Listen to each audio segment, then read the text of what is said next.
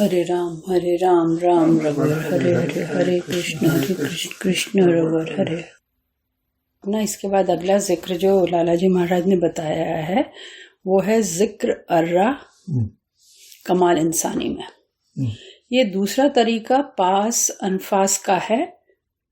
अल्लाह के ह को पेश पढ़ें, इस तरह की बाऊ पैदा हो, यानी अल्लाहू का लफ्ज निकले, और सांस को खींचने के वक्त अल्लाह सांस लेते से कहे गोया वो सांस दिल की जबान है, और सांस निकलते वक्त हु सांस से कहें इसका तार बांध दें। ये सिंपल है, एक तरह का हर सांस पे किया जाता है। बोल के बता। सांस खींची हो तो अल्लाह, और सांस छोड़ी तो हु अल्लाहू। वो सांस आप सांस ले रहे हो और बोल मन से रहे हो।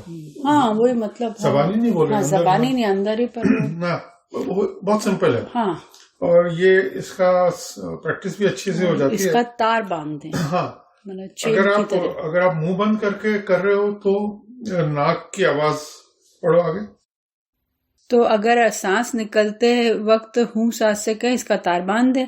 अगर नाक की राह से आवाज पैदा हो जाए तो इसको नाक का अर्रा कहते हैं। इस जिक्र अर्रा से बहुत सोजिश और जलन और दिमाग में बहुत हरारत और खुश्की पैदा हो जाती है। अगर ऐसा हो तो नाक और दिमाग पर रोगन बादाम इस्तेमाल कर सकते हैं। इस जिक्र का कमाल पैदा करें और पूरा हो जाना उसका ये है कि बेखबरी की हालत में जाकिर रहे। हाँ, इसका मतलब यह है कि अगर आप मुंह बंद करके आप कर रहे हो तो सांस में इतनी हीट पैदा हो जाती है कि वो सिर में आपको बादाम रोगन वगैरह लगाना पड़ेगा। और उसका एक दूसरा तरीका ये, मुंह खोल के करें तो उसमें ये कि वो हीट इतनी पैदा नहीं होती और डिसिपेट होती रहती है। और ये इसकी खास बात ये है कि ये सोते हुए भी फिर चालू रहता है। जब आप बेखबर हो, सो रहे हो, तब भी ये चालू रहता है। तो ये सोने के समय करने के लिए बहुत अच्छा, जैसे लेट नहीं, फिर नींद नहीं आती। ये अगर आप सोते वक्त करने लग जाओगे ना तो नींद नहीं आएगी फिर। अच्छा। हाँ, वो इसमें खास बात ये है कि आप सोते वक्त आप करने लग गए तो आपकी वो नींद नहीं आती।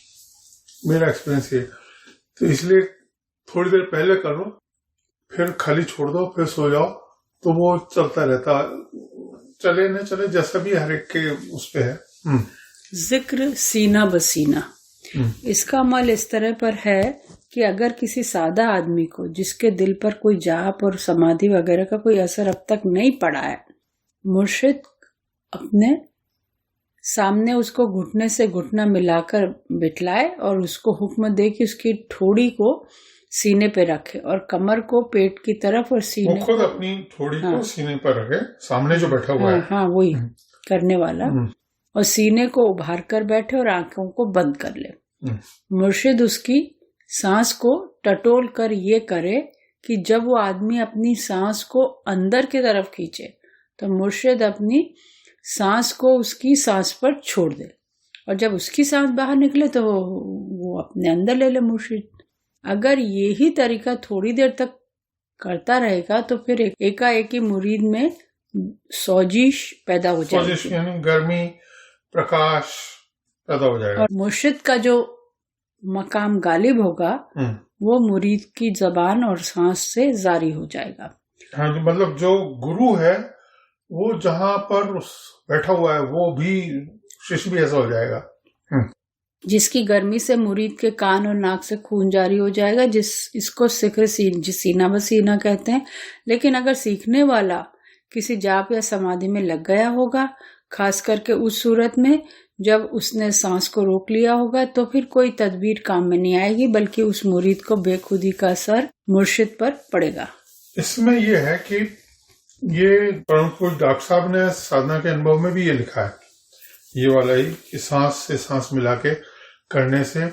और उसमें उन्होंने कहा है कि अगर कोई संकल्प करे मैं आयु देने के लिए तैयार हूं, और सामने वाला तैयार हो कि मैं इसकी आयु लेने के लिए तैयार हूं। जैसे कुछ होते हैं कि वो बेटे की तबीयत खराब है और उसका वो पिता चाहता है कि मैं अपनी उम्र दे दूं, जैसे एक वो मुगल बादशाह ने भी दी थी अपने बेटे को। तो ये इस तरह से ये उम्र भी दी जा सकती है इस ज्वाले जाप से। और इसमें इतना इसका फायदा है कि हो सकता है कि बाकी बिल्ला साहब जब एक ने कहा था कि मैं आपके जैसा बनना चाहता हूं, तो उसको ले गए थे अपने हुजरे में अंदर, और फिर वो निकला तो बिल्कुल उनकी शक्ल का निकला। तो ये भी एक हो सकता है ये जाप करा के उसको अपने जैसा बना दिया हो, क्योंकि इसमें कन्वर्जन इतना ड्रास्टिकली फास्ट होता है, क्योंकि प्राण ही तो एलिमेंट है, मेजर एलिमेंट है। तो वो जब आप ट्रांसफर करने लग जाते हो तो वो उससे अंदर की हालतें बहुत तेजी से बदल जाती हैं। हाँ, इसमें अगर सामने वाले ने सांस को रोक लिया या ब्रेक कर दिया या तो फिर इसका असर नहीं होता। जिक्र कश्फ रूह। कोई रूह हो और जहां हो पहले 21 मर्तबा या रब कहें और रूहुल रूह कहें और दिल पर ठोकर मारे, फिर सिर उठाकर या रूह माशा अल्लाह कहें। जब जिक्र से फुर्सत पाएं तो जिस आदमी की रूह से मतलब हो उसकी तरफ मुतवज्जह हो, उससे ध्यान दो। इसके बाद सोते में या जागते में किसी वक्त वो रूह हाजिर होगी। अगर 2000 मर्तबा ये अमल करेगा तो जल्द मतलब निकल जाएगा। ये तो कुछ लोगों को ऐसा होता है कि जैसे किसी की डेथ हो गई और वो चाहते हैं, उनके बड़ी तड़प रहती है कि मैं एक बार बस उसको देख लूं, एक बार जान लूं कि वो कहाँ गया है, किस लोक में है, कैसे जान। तो इससे उसका लड़ाई महाराज का कहना है कि इससे उसका पता पड़ सकता है। और इसका बड़ा सिंपल है कि पहले 21 बार या रब या रब या रब या रब बोले, फिर रूहुल रूह रूहुल रूह रूहुल रूह कह के दिल पे ठोकर मारे, और फिर लास्ट में सिर उठा के रूह माशाल्लाह।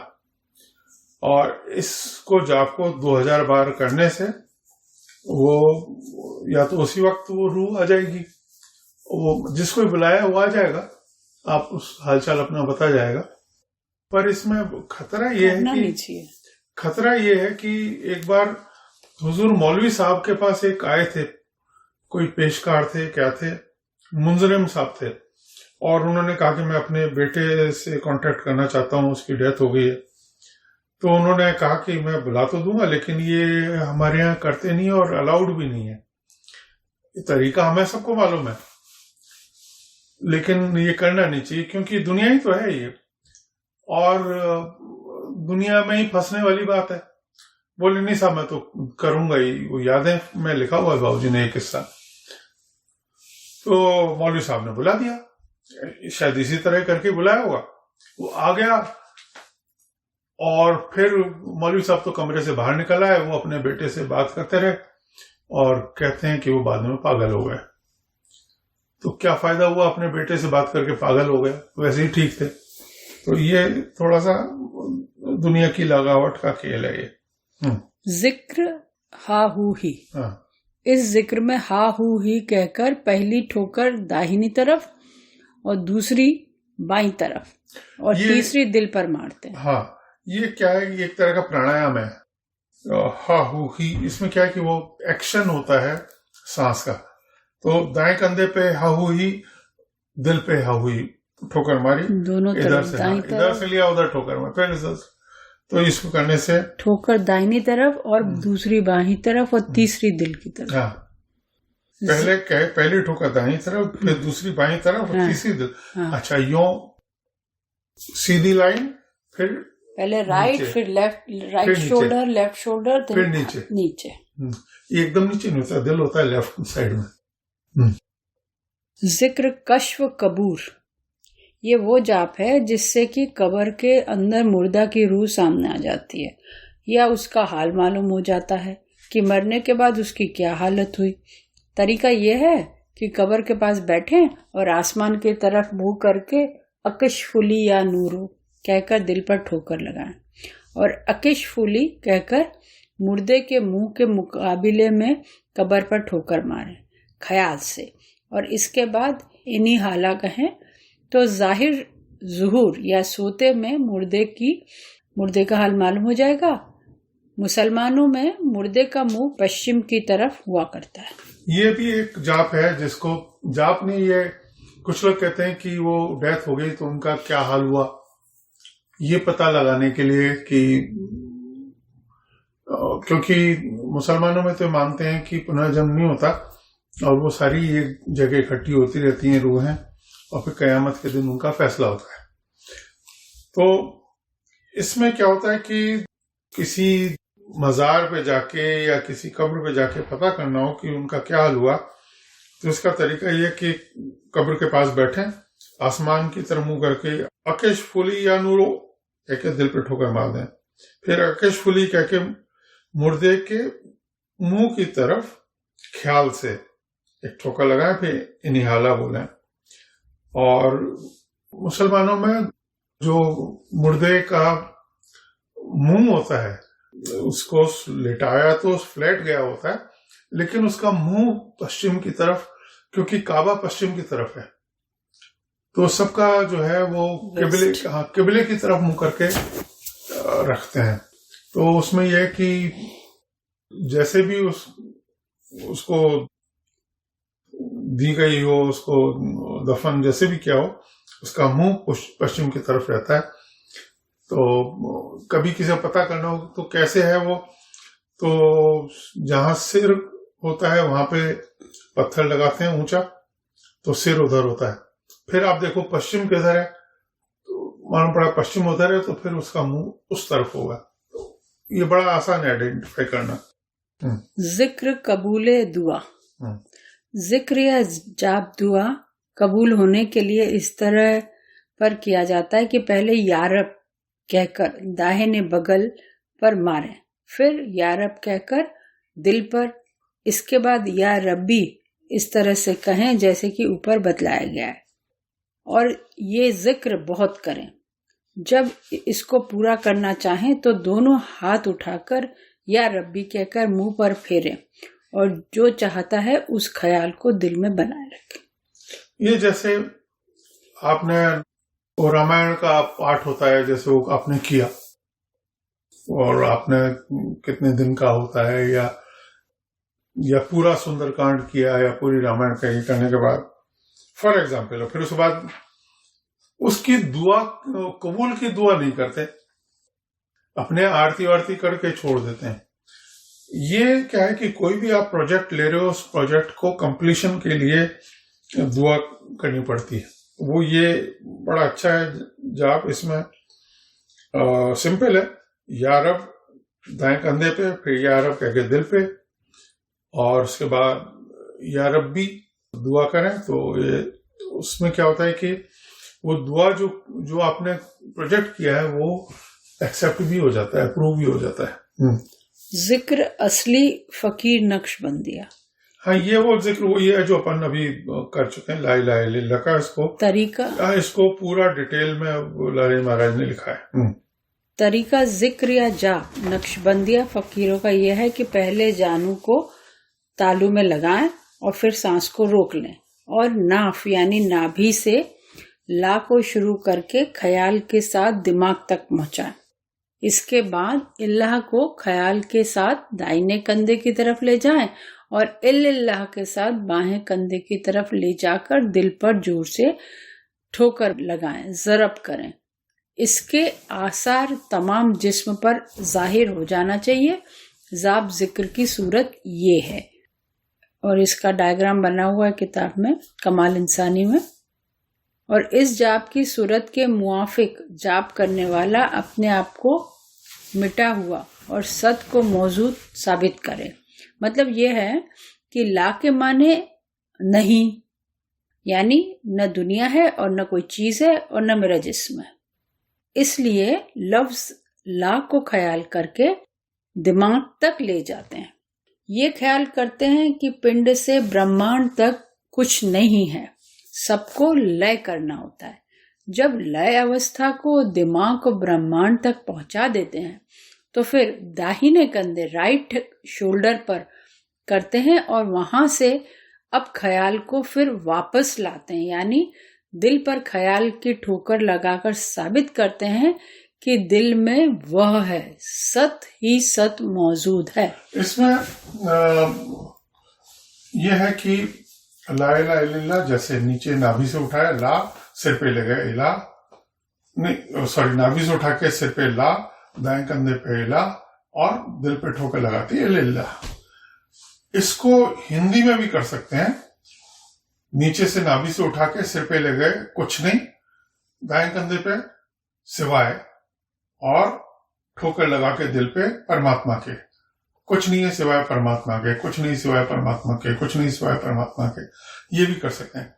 ख्याल इसमें ये करना चाहिए कि अगर आप आंख खोल के कर रहे हो इसको, तो जो भी आप जैसे खिड़की से बाहर देख रहे हो, आसमान देख रहे हो, मकान देख रहे हो, पेड़ देख रहे हो, फिर आप अपने कमरे में देख रहे हो, सोफा है, कुर्सी है, घड़ी है, या जो भी है, तो ऐसा विचार करो कि ये सब ईश्वर ही ईश्वर है और कुछ नहीं, क्योंकि कुछ नहीं सिवाय परमात्मा के।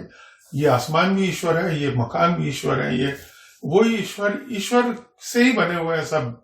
खिड़की भी ईश्वर है, दीवारें भी ईश्वर हैं, ये सोफा, कुर्सी, पलंग सब ईश्वर है। तो ये जाप की पूर्णता अच्छी हो जाती है। नाभि से उठाने और दिमाग तक पहुंचने, फिर दाहिने कंधे राइट शोल्डर की तरफ ले जाने और बाईं लेफ्ट तरफ वापस होकर दिल पर जरब लगाने में जाहिर जहूर जिस्म को नहीं हिलाना चाहिए। इसमें किसी को पता नहीं पड़ेगा, आप ये जाप कर भी रहे हो तो सामने किसी को दिखाई भी नहीं पड़े, कि समझ में नहीं आए कि कुछ कर रहे हैं। मानसिक रूप से, हाँ, मानसिक होना चाहिए। शरीर, कुछ लोगों का शरीर हिलता है, जैसे झटका, कुछ लोग करेंगे ऊपर यूं ले जाएंगे, फिर राइट लाएंगे, फिर लेफ्ट लाएंगे, फिर सीने पे लगाएंगे, या झटका होगा तो वो गलत है। तो वो नहीं होना चाहिए, बल्कि ये सब बातें ख्याल से करना चाहिए।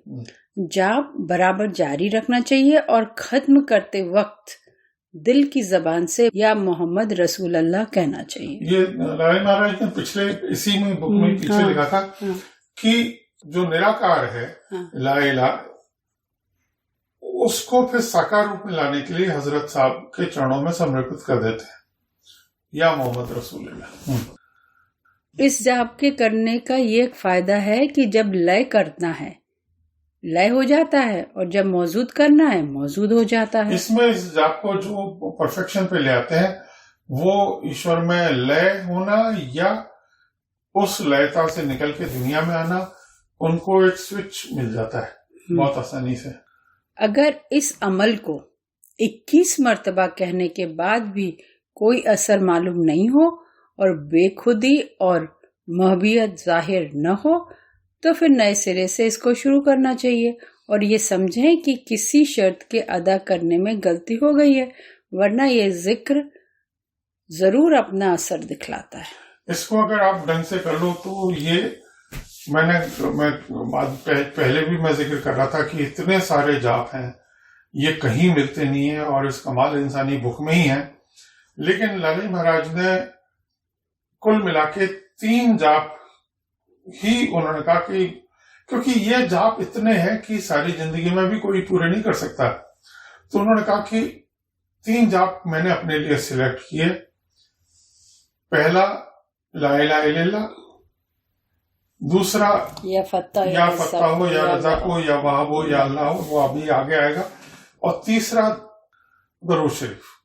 कहला इस 3 में मेरा काम हो गया। एक तरीका ये दूसरा है कि नफी असबात 2 ज़रबी या 4 ज़रबी, यानी लय और स्थिति का जाप 2 या 4 तरफ का करें। नफी असबात 2 ज़रबी या 4 ज़रबी ऐसा होता है, पढ़ा था पहले। हाँ, अगर दाएं कंधे से दिल पे तो 2 ज़रबी, ला इलाहा इल्लल्लाह, ला इलाहा इल्लल्लाह, ला इलाहा इल्लल्लाह। 4 ज़रबी नाभि से उठाया, सिर पे ले गए, दाएं कंधे पे, फिर दिल पे, 4 हो गए ना स्टेप्स। ज़रबी मीन्स शायद स्टेप्स होते हैं। ला इलाहा इल्लल्लाह, ला इलाहा इल्लल्लाह, मन से।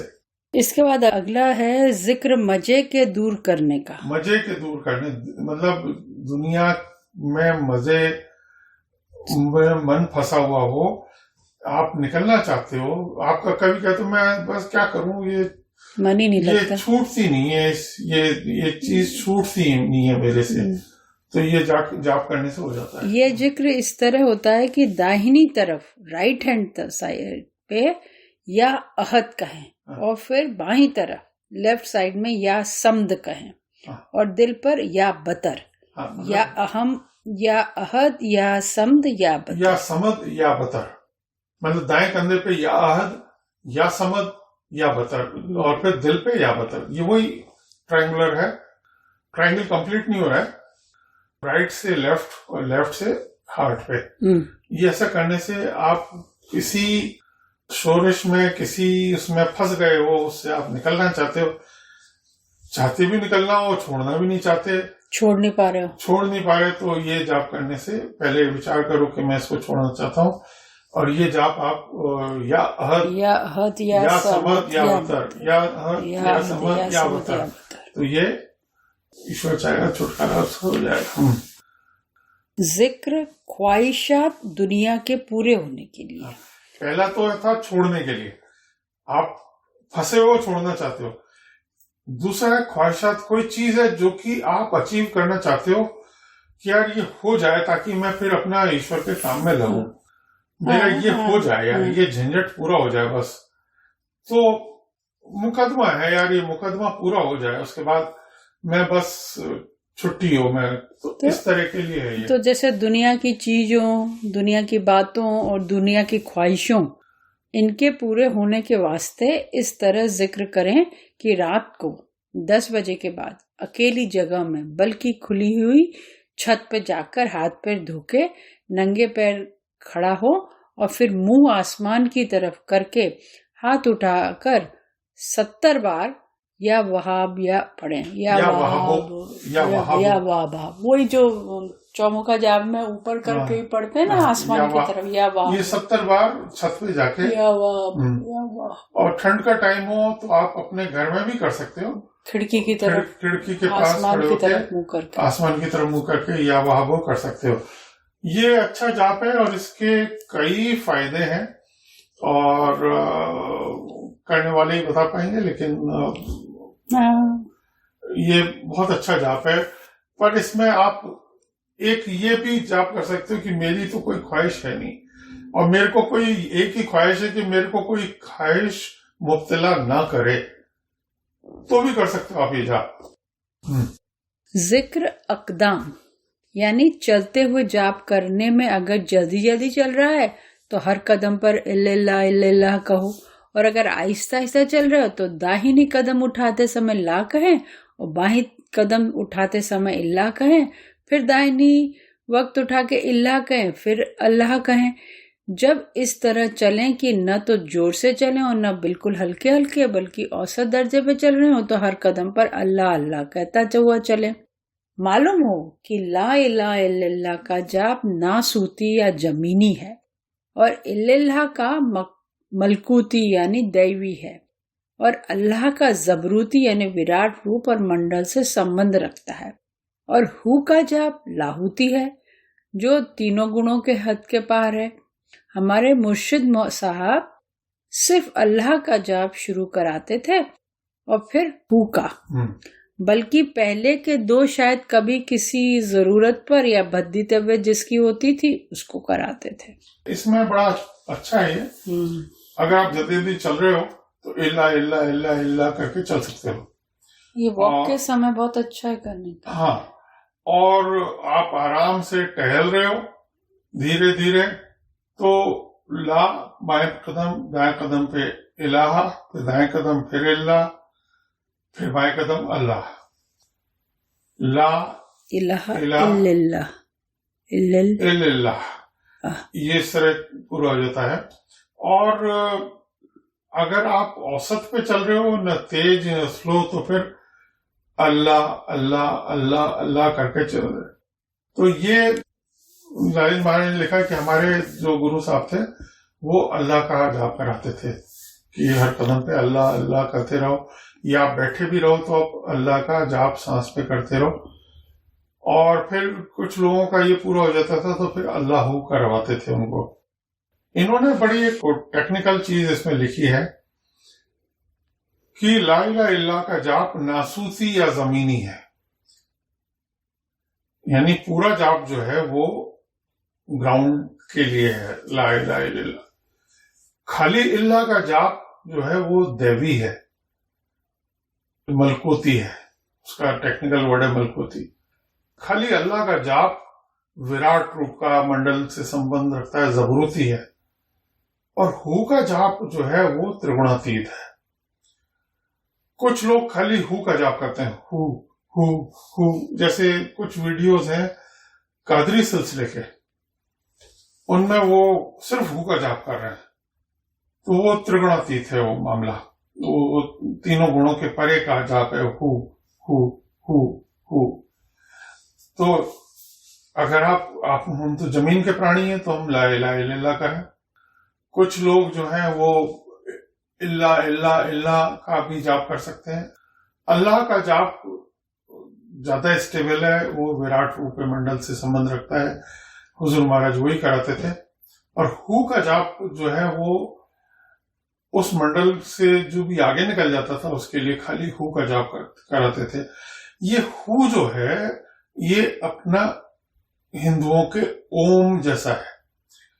ओम का जाप अपने हर शब्द पे करवाते हैं, हर उस पे सांस पे करवाते हैं या हर धड़कन पे करवाते हैं। उसमें और इसमें कोई फर्क नहीं, हु में और ओम में। हु ये क्या है कि सृष्टि जब शुरू हुई थी तो पहला शब्द ओम का ही हुआ था या हु का ही हुआ था।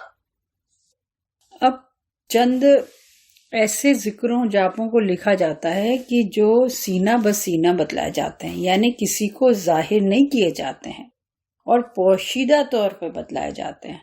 जब अभ्यासी की पूरी सफाई दिल की हो चुकती है और पूरी मेहनत कर लेता है और कमाल को पहुंच जाता है, तब ये जाप बतलाए जाते हैं। अगर अधूरा है तो इम्तिहा को नहीं पहुंचता है, तो ऐसे लोगों को बतलाना खतरा है। तो वो उन लोगों के लिए जो कि जिनका लेवल तैयार हो चुका है। जिक्र मैयत। जब देखें कि अभ्यासी को जाति और सिफाती मुशाहिदे में कमी है, यानी साकार और निराकार दर्शन और साक्षात्कार करने में कमी रह गई है, तब इस जाप को बतलाते हैं। बैठक ऐसी बैठे जैसे कि नमाज में बैठते हैं, लेकिन दोनों पैर कूल्हे से बाहर निकाले रहें और दोनों कूल्हे जमीन पे रखें। दाहिने हाथ से बायां बाजू और बाहिने हाथ से दोनों पैर बाहर निकाल के बीच में बैठ जाओ और फिर दाएं हाथ से बायां और बाएं हाथ से दायां को खूब जोर से पकड़ें और 5 ज़रबों में इन लफ्जों को कहें। जिक्र या मुई या मुई या मुई या हु या हु या हु। 3 बार या मुई और 2 बार या हु। 3 बार या मुई और 2 बार या हु।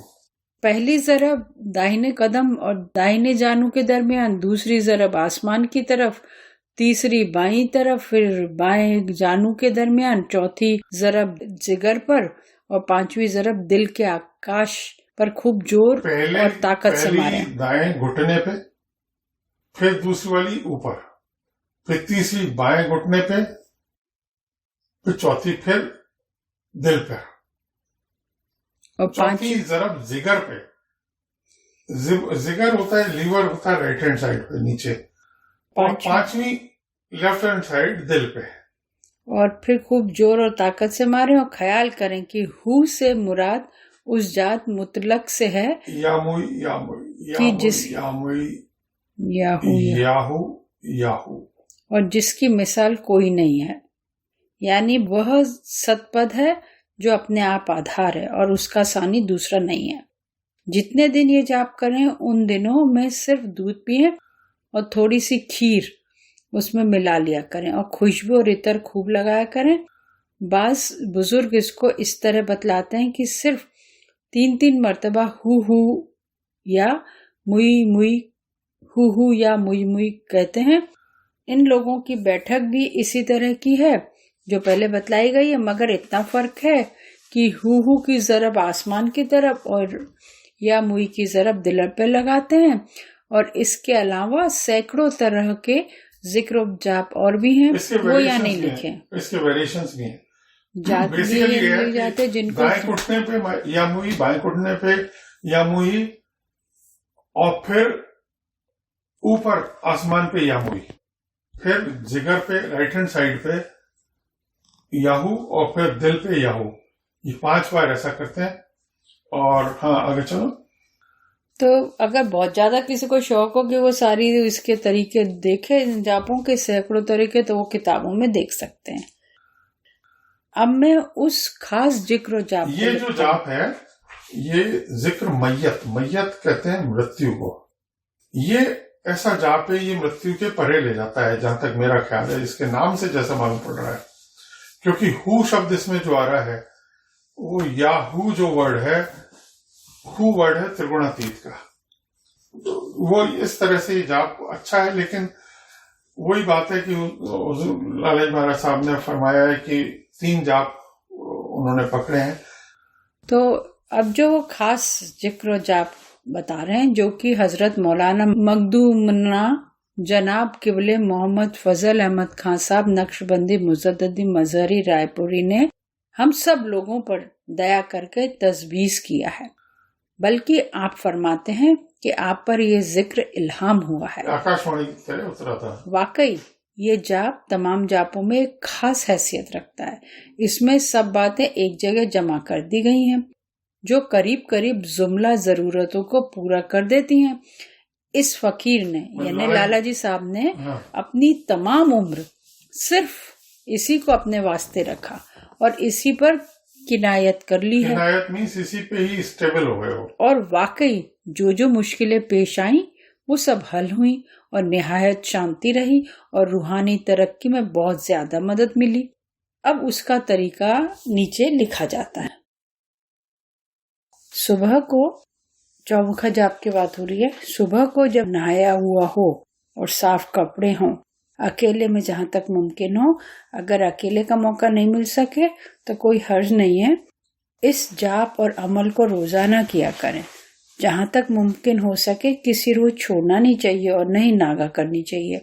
अगर सुबह नहीं कर सकते तो दोपहर को या शाम को या रात को सोते वक्त जरूर कर लेना चाहिए। इसको हुजूर महाराज ने बहुत अहमियत दी इस जाप को।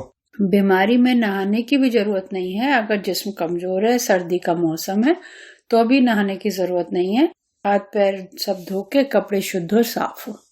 या फतह हो दाहिनी तरफ को, या रजा को बाई तरफ को, मतलब या दाएं कंधे, या फतह हो दाएं कंधे से, या रजा को बाएं कंधे पर, या वहाबो फिर सिर पे ले जाओ आप, सिर की चोटी पे, और फिर आखिर में या अल्लाह कह के दिल पर जोर से मारे।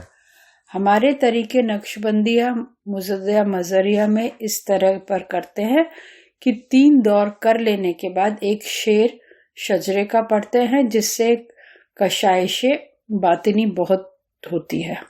अच्छा, इसमें आपने कहते हैं कि 3 बार करने के बाद एक लाइन शजरे की, फिर एक लाइन शजरे यानी की, ये या फत्ता या रजा को, या वहाबू या अल्लाह, या फत्ता को या रजा को, या वहाबू या अल्लाह, या फत्ता या रजा को, या वहाबू या अल्लाह, अल्लाहुम्मा सल्ली अला सय्यदना मुहम्मदिन मानदेन सुदवल करे वाला कुछ भी पढ़, ठीक है ना।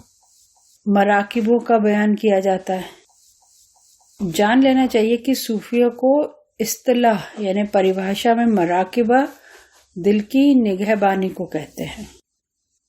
दिल की निगाह रखना या उसकी चौकीदारी करना ये कहलाता है कि दिल में सिवाय जात परमात्मा के और कोई दूसरा ख्याल नहीं आने पाए, क्योंकि इस बात को ये लोग रोग समझते हैं। सूफी लोग जो है कहते हैं कि दिल में कोई और ख्याल, दुनिया का ख्याल, वासनाओं का ख्याल, कामनाओं का ख्याल, ये एक तरह से आप अपने आप को एक रोग है, ये बीमारी है।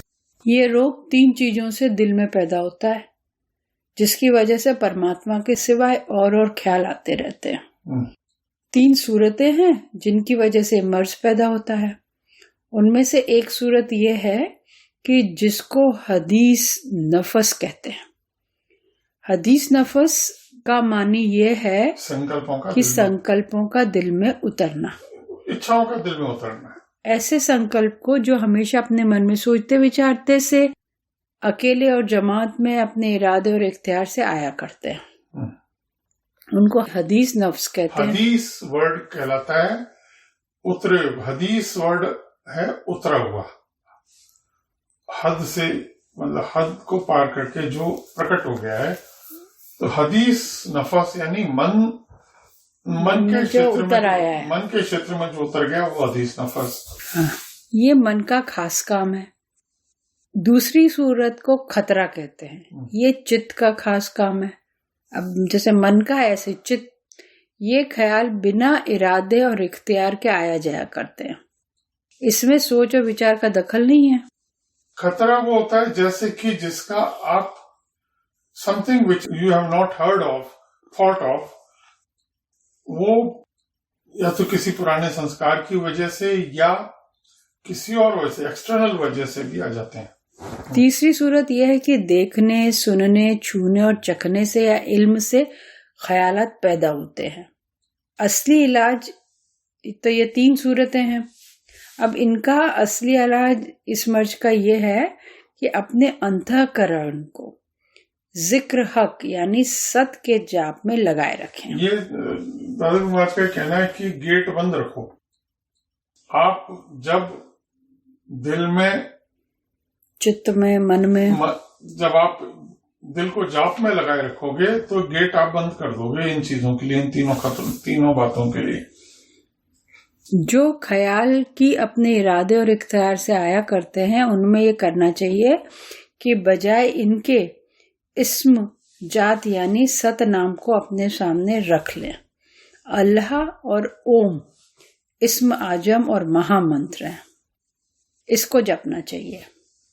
जो ख्याल की खतरा है और बिना इरादे और इख्तियार के आते हैं उनके वास्ते इस्म सिफायत यानी गुण सहित नामों का जाप करना चाहिए। मसलन विष्णु के सहस्त्र नामों में से किसी एक का या महेश या रुद्र के नामों का जाप किया करें और दिल की नजर गुरु की सूरत पर जमाएं, जिसको वास्ता राब्ता या बरछक कहते हैं।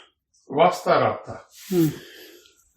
वास्ता राब्ता, ये गुरु की सूरत सामने रखना, दिल की सूरत सामने रखना। मुलाहिजा यानी बुद्धस्कार, ये मतलब है कि नाम से नामी की पहचान हुआ करती है। अब नाम 2 तरह के हैं, एक जाति दूसरा सिफाती। जाति कहते हैं ईश्वरी और सिफाती कहते हैं माया के अंतर्गत। तो जाति नाम में नामी के गुण अंतर्गत बीज रूप रहते हैं और सिफाती नाम में नामी के गुण प्रत्यक्ष और जाहिर ज़हूर मिस्ल शाक और फूल फल के रहते हैं। यहाँ पर मानी बीज रूप गुणों का ज्ञान किया जाता है और जौहर और गूदे को साक्षात्कार करने को बतलाता है। आपने बहुत अच्छे एग्जाम्पल दिए कि जो जाति है ईश्वरी है वो तो है जैसे बीज, और सिफाती ये जो माया अंतर्गत है वो है जैसे उस पेड़, फल, फूल, ये सब उसके सिफाती। मुकद्दस और पाक शुद्ध जौहर और मानी का मुलाहिजा करना इसको कहते हैं कि ओम शब्द के ख्याल के साथ ही पैदा करने वाला, पालन करने वाला और फिर असल भंडार में वापस ले जाने वाले का ख्याल आ जाए। मतलब तीनों काम इसमें हो गए, पैदा करने वाला, पालन करने वाला और वापस समेटने वाला। वो क्या है, प्रलय स्थिति प्रलय। हाँ, तो पहला वर्ड उसमें क्या है? 3 पहला क्रिएटर, मेंटेनेंस करने वाला और डिस्ट्रॉयर। हाँ, तो ओम शब्द में, ओम शब्द से ही प्रलय हुई है, ओम से ही स्थिति हो रही है, ओम से ही वापसी होगी। इसी तरह लफ्ज अल्लाह का ख्याल आते ही खालिक, रब और मालिक यौमुद्दीन का ख्याल आ जाए। हाँ, मालिक यौमुद्दीन यानी सारे जहानों का मालिक। खालिक का, रब का और मालिक यौमुद्दीन एक ही बात है। बस मुलाहिजा मुकद्दम ये है कि इस्म जात को यानी सत नाम को बिना कैद इबारत और उस खसूसियत के अपने जहन में लिहाज करें। मतलब बस मुलाहिजा मुकद्दम यानी यहाँ पर ये बात बहुत विशेष है कि इस्म जात यानी ईश्वर के नाम को यानी सत नाम को बिला कैद इबारत, बिना किसी शब्दों के जंजाल के और कोश और खसूसियत के और उनके विशेषण के अपने हृदय में धारण करें और हमेशा कल्ब सनोबरी की तरफ कामिल ध्यान रखा करें और शुद्ध हृदय की तरफ पूर्ण ध्यान रखें। इस तरह पर काम करने के वास्ते हर आदमी मौजू नहीं होता। हर आदमी के लिए ये इसके लिए डिप्यूटेड नहीं है और न ही हर एक का जहन रोशन और तबीयत तेज हुआ करती है। कोई इतना वो प्रोमिनेंट भी नहीं होता।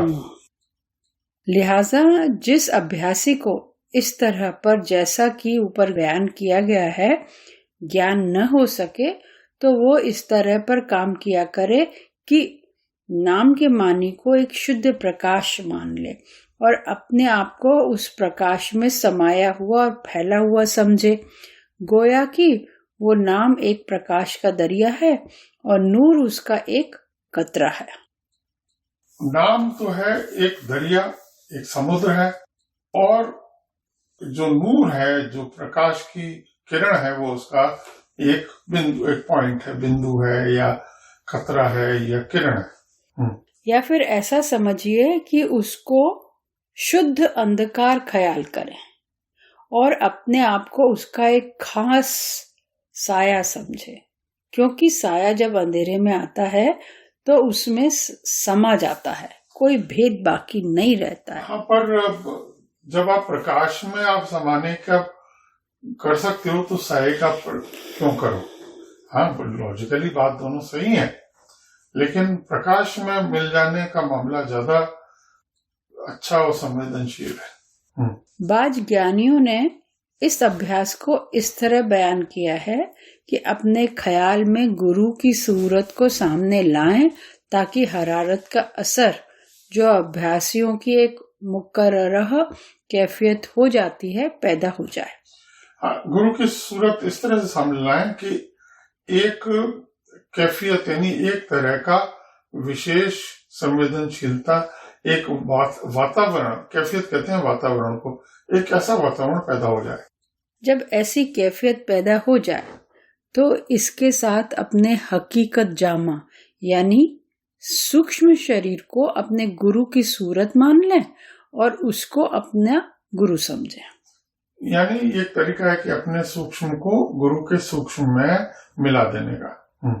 लोग कल्ब कहते हैं, शरीर में समा नहीं सकता और इसका हाजिर कर लेना निहायत ही मुश्किल है, मगर यह हकीकत जामा यानी सूक्ष्म शरीर जिसको मुसलमान सूफी लोग कल्ब कहते हैं, शरीर में समा नहीं सकता है और इसका हाजिर कर लेना निहायत ही मुश्किल है।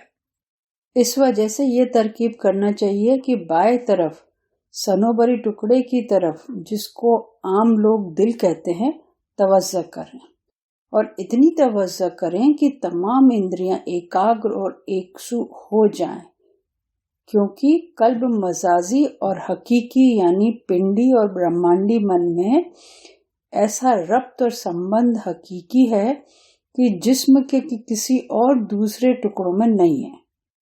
आपका कहना है कि ये बड़ा मुश्किल है सूक्ष्म शरीर को अपना सूक्ष्म शरीर गुरु के सूक्ष्म में मिला देना, तो इसके लिए तरीका यह है कि बाईं तरफ दिल में ऐसा ख्याल करें इस बात का, और यानी अपनी सूरत को गुरु की सूरत मान लें और इतना ख्याल करें कि सारी इंद्रियां एकाग्र और कंसंट्रेटेड फोकस्ड हो जाएं, क्योंकि जो दिल है शारीरिक दिल है और पिंडी जो दिल है, जो हकीकी दिल है यानी ब्रह्मांडी मन में एक सॉलिड कनेक्शन है जो बॉडी के और पार्ट में नहीं है। यानी हमारा जो कनेक्शन ब्रह्मांडी मन से है वो वाया हमारे शरीर के दिल के पार्ट से ही है। जरूर इस अभ्यास से समाधि अवस्था और बेखुदी से पैदा हो जाएगी। बेखुदी ही पैदा हो जाएगी कि मेन चीज उन्होंने बताया कि बेखुदी पैदा होना, समाधि लगना, ये समाधि बहुत जरूरी है शुरुआत के लिए। इस बेखुदी को निहायत सीधा रास्ता समझकर ये ख्याल बांधा करें कि इस रास्ते पर जा रहा है और ये रास्ता ऐसा है कि कोई खत्म होने पर नहीं आता है। इस रास्ते में अगर कोई खतरा या विश्वास तुम्हारे पीछे पड़ जाए और तुम उससे भागने की फिक्र करो, लेकिन भागने पर भी वो ख्याल और खतरा दूर नहीं हो, तो फिर मुर्शिद की सूरत यानी सूक्ष्म शरीर को अपने सामने लाएं। अगर इससे भी दूर नहीं हो तो दिमाग को खाली करने की फिक्र करें और वो इस तरह पर कि नाक के रास्ते के निहायत जोर से सांस को निकालें, फिर उसी हालत की तरह मुतवज्जा हूं। और कोई मान लो कोई ख्याल अटक जाए तो आप विचार से उसको निकाल सकते हो। दादा गुरु महाराज ने उसको तरीका निकाला है कि जो उसे सांस के झटके से भी उसको ऐसा समझो कि हमने निकाल के फेंक दिया है। और अगर इसमें भी नहीं जाए तो इसमें या ख्याल को उसके मानी समझकर पढ़ता रहें। इसका पढ़ना बहुत तासीर इस मामले में रखता है कि अगर इससे भी नहीं जाए तो जो ख्याल आ रहा है उसको मजबूत पकड़कर नाभि के ऊपर से धुएं की शक्ल में लेकर ऊपर को उठाकर सिर की चोटी तक ले जाएं और फिर दाहिने कंधे की तरफ उस धुएं को ले जाकर पीठ की तरफ फेंक दें और दिल पर जो बाईं तरफ का है सांस जो रुकी हुई है छोड़ दें। और जब छोड़ें तो उस वक्त अल्लाह या ओम की ठोकर दिल पे लगाएं। ये विचार जो अटक जाते हैं उसको हटाने का तरीका आपने बताया कि उसको नाभि से पकड़ के सिर पे ऊपर ले गए और दाहिने कंधे की तरफ घुमा के और पीठ की तरफ फेंक दिया पीछे, और इस बीच में जो सांस रुकी हुई थी उसको अल्लाह या ओम की ठोकर लगा के छोड़ खो दिया और उसको आने दे। ऐसा कई मर्तबा करें। हाँ, ऐसा कई मर्तबा करें। अगर इससे भी नहीं जाए तो लापरवाह हो जाएं और उसको आने दें और किसी किताब के देखने या गाने में मशगूल हो जाएं या और कोई घर का काम करने लगे और शगल को उस वक्त छोड़ दें। अक्सर देखा गया है कि उससे फायदा हो जाता है। कभी कभी कोई विचार बहुत ही ज्यादा फोकस अटक जाता है तो उसको हटाने का तरीका ये है कि माइंड को डाइवर्ट कर दो। वो नहीं हो तो थोड़ी सी देर को रोक दो। हाँ, डाइवर्ट कर, कुछ और कर। तमाम इंद्रियों और अंतःकरण में जो चीज आएंगी वो दो हाल में खाली नहीं है। एक तो अगर मुताबिक वाकया यानी फैक्ट के हैं तो वो सत होगी, और अगर मुताबिक वाकया फैक्ट के न होगी तो झूठ होगी। एक फिरका वहदत वजूदियों का है। उनके नजदीक यह है कि वह जीव ब्रह्म है और जो कुछ है वो सब ब्रह्म है। ये वो लोग हैं जो कि अहम ब्रह्मास्मि का दावा करते हैं। इसलिए इन लोगों के यहाँ ये मान लिया गया है कि जैसे सत पदार्थ सत ही के अद्वैत रूप है, वैसे ही बाज असत पदार्थ भी उसी सत ही के अद्वैत रूप है। इसका ये मतलब हो सकता है कि सत और असत सब उसी से निकले और उसी के दो रूप हैं, इसलिए असत चीजें और माया का इनकार भी नहीं हो सकता और इनका भी हक अदा किया जाता है। हाँ, कुछ बुजुर्गों का जैसे आनंदमयी माँ का ये था कि कोई चीज उसके अलावा है ही नहीं। हाँ। जब उसके अलावा है ही नहीं तो वो सब चीजें फिर अलाइन हो जाती थी उनके लिए। कोई झूठ भी नहीं है, कोई उनके लिए तो कोई विचार पराया था ही नहीं, सब ईश्वर का दिया हुआ था। सत कभी कभी इंसानी सूरत में भी जाहिर होता है, जैसा कि हजरत मुईउद्दीन जुनैदी फरमाते हैं कि फलहक को मद्दे नजर की सूरती व युनक्कली ज़ाहिरो फी दाना, यानी सत्य ईश्वर कभी कभी इंसानी सूरत में जाहिर होता है। जाहिल और नादान लोग इससे इनकार करते हैं, इसलिए जो कुल्लियात और जुज़बियात नफ्स में मुद्रिक है उसमें वजूद मुतलक को एक शान खास के साथ मुताला करें। इसका मतलब जाहिल और अज्ञानी लोग जो हैं इस बात से इनकार करते हैं। तो इसका मतलब ये है कि अपनी आत्मा में जो कुछ नजर पड़े, चाहे वो कुल हो, पूरी हो या अंश में हो, सबको इस तरह मौका और जगह के लिहाज से देखें कि सबके हक अदा हो जाए। असल जब है तो उसकी नकल भी है, जात जब है तो उसकी सिफात भी है। नेकी, बदी, रोशनी, अंधकार, गरज की जो कुछ है वो सब उसी से है। जब दिन उसका है तो रात भी उसी की है। और सबके पैदा और जाहिर होने में कुछ मसलहत है भी है, मसलहत मीन्स कुछ वजह भी है, कारण भी है।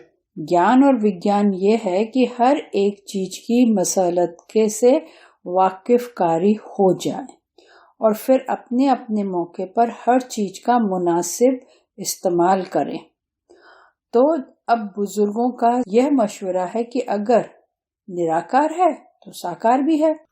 निराकार को मानने वाले साकार से भगकर कहीं जा नहीं सकते और अपने मौके पर साकार के साथ व्यवहार करते हैं और करने पे मजबूर हैं। हाँ ठीक है, कितना भी आप निराकार करो लेकिन काबा है। परमहंस काबे के तवाफ भी होते ही हैं। परमहंस तो यही कहते हैं। हाँ, उन्होंने तो कहा कि वो तो साकार भी काली के भक्त थे पर वो निराकार हाँ, के भी थे। कहते तो साकार भी है, निराकार भी है। ये दूसरी बात है कि वो हट से जबरदस्ती बात नहीं माने। इसलिए ये जो कहा है कि सत कभी कभी सूरत इंसानी में जाहिर होता है, गलत नहीं है और उस वजूद मुतलक को एक शान खास से देखना चाहिए। अगर इस वाले पैराग्राफ में दादा महाराज ने साकार और निराकार का बीच का कंफ्यूजन खत्म कर दिया। उन्होंने कहा कि नहीं, दोनों है। अगर किसी को कोई बुरा खतरा या ख्याल आता है तो उसको ये समझना चाहिए कि बुरा और अच्छा सब उसी सत से जाहिर हो गए हैं। सिर्फ तमीज कर लेना हमारा काम है कि सत ये है और असत वह है। सत और असत के साथ एक सा व्यवहार कर लेना नादानी और अज्ञान है। सत के साथ जो व्यवहार है वो असत के साथ नहीं हो सकता। दोनों के व्यवहार अलग अलग होंगे। आत्मा सिर्फ सत असत का तमीज करती है। बस तमीज पस माने इसलिए तमीज करने वाली चीज खुद कोई बुरी और अच्छी नहीं है, बल्कि तमीज के सामने जो सत और असत के नजारे मौजूद है वो दूसरी चीजें हैं। यानी बुद्धि थोड़ी खराब है, बुद्धि तो जो एनालाइज कर रही है। असल में तो क्या है, सत और असत के नजारे जो हैं वो डिफरेंट हैं। अगर उसके साथ बर्ताव तमीज के साथ हो तो कोई बुरा नहीं है। अगर ख्यालात न आया करें तो अच्छे ख्यालात की तमीज किस तरह हो सकती है? जब ख्यालात ही नहीं हो तो फिर कैसे मालूम पड़े कि कौन सा अच्छा है कौन सा बुरा है? बुरे आने से तो अच्छे ख्यालात को पता पड़ा। अब लाजिम ये है कि बुरे ख्यालात और खतरों के दाव और पेच में नहीं आकर अपने आप को बर्बादी से बचाना चाहिए। इसलिए ख्यालात दूर करने का तरीका बहुत अच्छा है कि जब बुरे ख्याल खतरे आए तो उसमें सत का प्रकाश मुलाहिजा करें और अच्छे आए तो उनमें भी सत का प्रकाश देखें। बुरे ख्यालात से घबराने की जरूरत नहीं है। सिर्फ शास्त्र और धर्मशास्त्र की हिदायत के मुताबिक सत और अच्छों को ग्रहण करें और बुरे और झूठों को त्याग करना चाहिए। अगर ये तरकीब खतरों के रोकने की करेगा तो एक अजीब कैफियत बेखुदी और ज़ौक़ की पैदा होगी। इसी तरह के ज्ञान में वजह और मंजिलें और तरतीब दुनिया की पैदाइश की मालूम होने लग जाएगी। हाँ, इसमें आपने बताया है कि बुद्धि खराब नहीं है, सिर्फ सत और असत के जो नजारे हैं उनमें तमीज करनी चाहिए। सत को पकड़ना चाहिए, असत को छोड़ देना चाहिए और इस तरह से आपको दुनिया के रास्ते अपने आप मिलते जाएंगे। ये जो बतलाया गया है कि हर चीज को और ख्यालात को, चाहे वो बुरे हो या अच्छे हो, उसमें सत का प्रकाश देखने का अभ्यास करो। अब ये बात इसमें और ज्यादा अच्छी बतलाई जाती है कि इसे देखने की भी नफी कर डालें। नफी माने नेगेट कर दें कि वे देखें भी क्यों। यानी ये समझें कि मैं जो कुछ देखता हूँ वो कुछ नहीं देखता। इसका मतलब ये है कि अच्छी और बुरी दोनों की याद भूल जाएं और अपनी उस तमीज की शक्ति को छोड़कर उस कैफियत बेखुदी को इख्तियार करें और बेहोशी का दामन खूब मजबूत पकड़ें, क्योंकि इसे पंडित जी महाराज ने लिखा है कि सोना भी डूबता है और लोहा भी डूबता है। इसलिए हमें क्यों तमीज करें कि ये अच्छी चीज है या बुरी चीज है। मतलब तो ये है कि देखना ही बंद कर दें, ऐसी हालत में चले जाएं कि जिसमें बेखुदी हो या समाधि लगनी शुरू हो जाए। ज्यादा वक्त हम दिन का समाधि अवस्था में निकालना शुरू करें। हाँ, और नहीं, अच्छी हो चाहे बुरी हो, किसी को भी इम्पोर्टेंस नहीं दें। नहीं, आपने कहा है कि कैफियत बेखुदी को अख्तियार करें, हर वक्त ईश्वर की याद में बेखुद रहें। क्योंकि इस तरीके के बुजुर्गों में और उनके मजहब में इस बेहोशी से निकलना कुफ्र और बुरा समझा जाता है। वो कहते हैं कि बेखुदी और बेहोशी हैरत की शुरुआत है और सब मुकामों का आखिर है। इसी कैफियत को वह बुजुर्ग जो वहदत शहूदी रखते हैं आखिरी मुकाम नहीं मानते हैं। ये थोड़ा सा यहाँ पे ज्ञान की बात आ गई। कुछ लोग जो है कहते हैं कि नहीं, ये बेखुदी जो है वो इतनी इम्पोर्टेंट नहीं है, इसके आगे है। अब आगे तो होगा ही कुछ भी, बेखुदी के आगे कुछ तो रास्ता निकलेगा। तो वो इसको कहते हैं कि ये वहदत शहूदी है। वहदत शहूदी मतलब विशिष्ट द्वैत है। ये विशिष्ट द्वैत यानी जो जहां पर ईश्वर भी है और जीव भी है, दोनों अलग अलग हैं। आखिरी मुकाम नहीं मानते हैं वो, बल्कि दरमियान का मुकाम मानते हैं जो शुद्ध अहंकार का मुकाम है। वहदत वजूदी वाले अहम ब्रह्मास्मि वाले हैं। वजूदी का मतलब अद्वैत। अद्वैत वाले कहते हैं वो एक ही है। ईश्वर जो जीव हालत में है वो भी ईश्वरी है। जो हर एक दुनिया की चीज को ब्रह्म समझते हैं अद्वैतवादी कहलाते हैं। वहदत शहूदी वाले विशिष्ट द्वैत वाले बुजुर्ग, वो लोग जो है वो विशिष्ट द्वैत वाले हैं जो दुनिया की हर चीज को ब्रह्म से जाहिर हुआ समझते हैं। फर्क सिर्फ बात का है। सुषुप्त अवस्था वहदत वजूदियों की है और तुरीय अवस्था वहदत शहूदियों की है। सुषुप्त अवस्था जो है वहदत वजूदियों की है। जो वहदत वजूदी वाले हैं वो तो अद्वैत वाले हैं। वो कहते हैं सुषुप्त हालत जहां पर कोई होश नहीं है, वो आप उसी ईश्वर में ही आप लय थे। तुरीय अवस्था में क्या होता है कि आप के अंदर एक प्रज्ञा फिर जागती है, तो आप फिर आ जाते हो लौट के। तो जब आप आ जाते हो तो फिर वहां पर विशिष्ट द्वैत वाले आ जाते हैं। पंथाइयों को चाहिए कि अपने दिल की आंख अपने हकीकत जामे यानी ब्रह्मांडी मन को देखें और चश्म दिल यानी तीसरी आंख से इसको अनुभव करें। दिल की आंख के सामने हर हालत और हर कर्म को रखें। अभ्यासी अपने ब्रह्मांडी मन को जो कुछ दुनिया में पैदा है, चाहे वो नेक हो चाहे बुरा हो, वो इंद्रियों से जाना जा सके और चाहे नहीं जाना चाह सके, सब में देखेगा।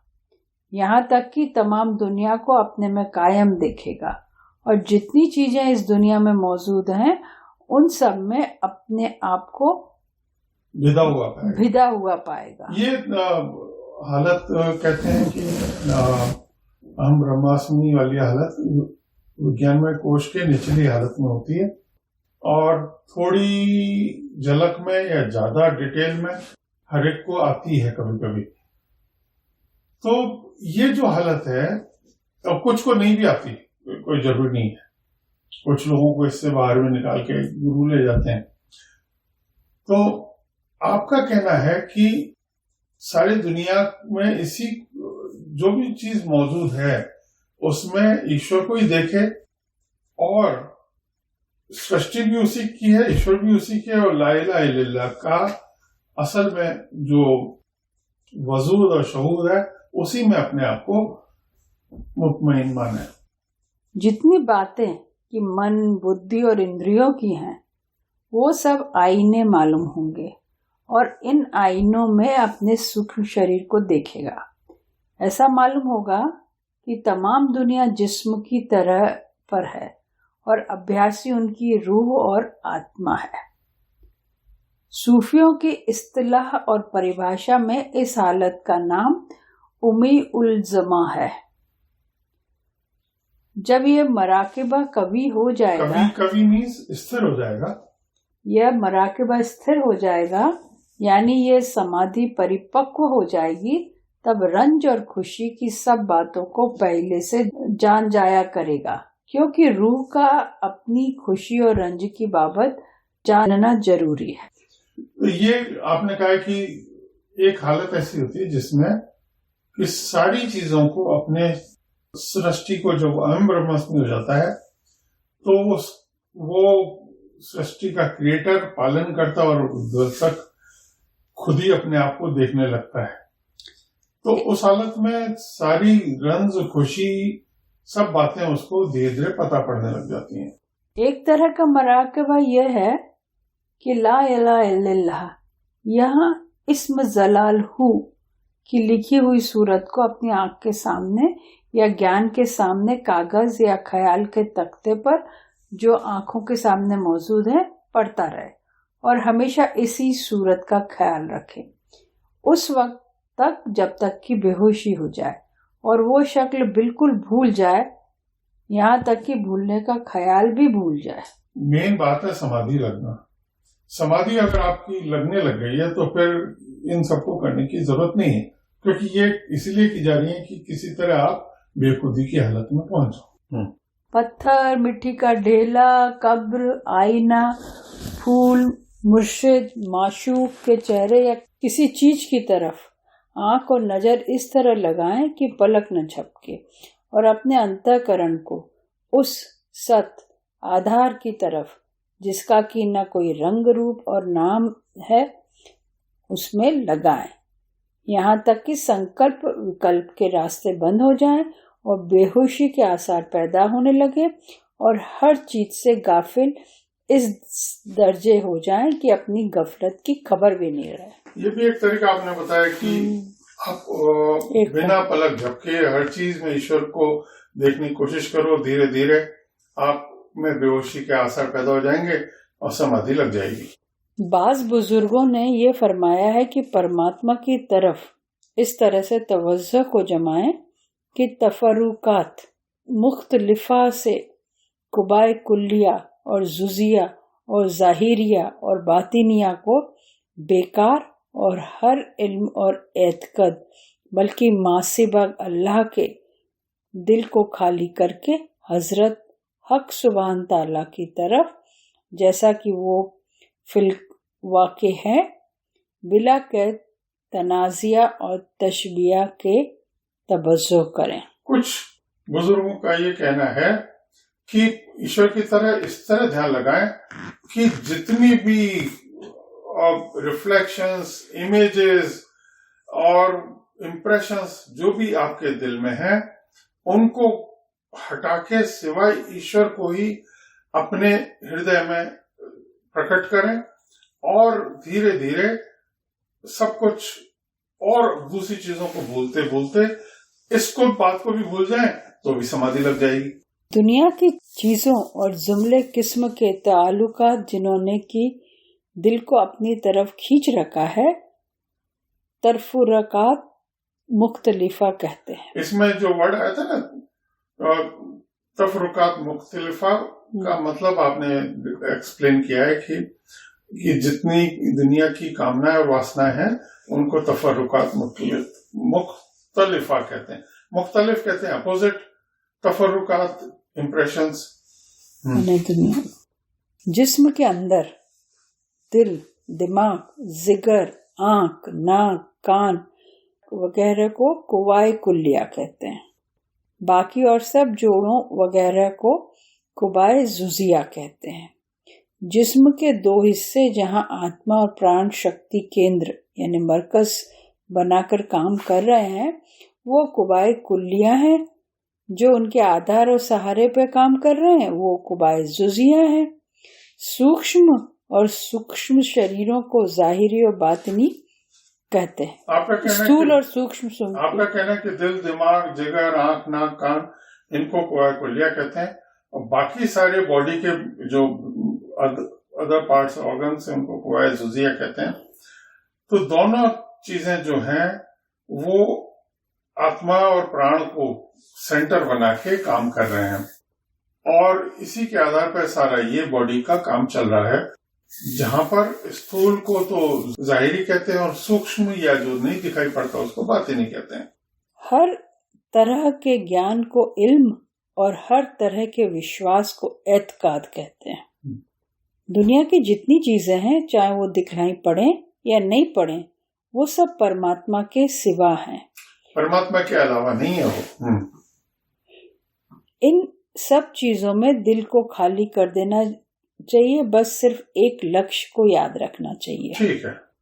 अब लक्ष्य कैसा हो कि उसमें कैद जमाल और जलाल दोनों की न हो। मतलब शांति या गर्मी दोनों नहीं है उसमें।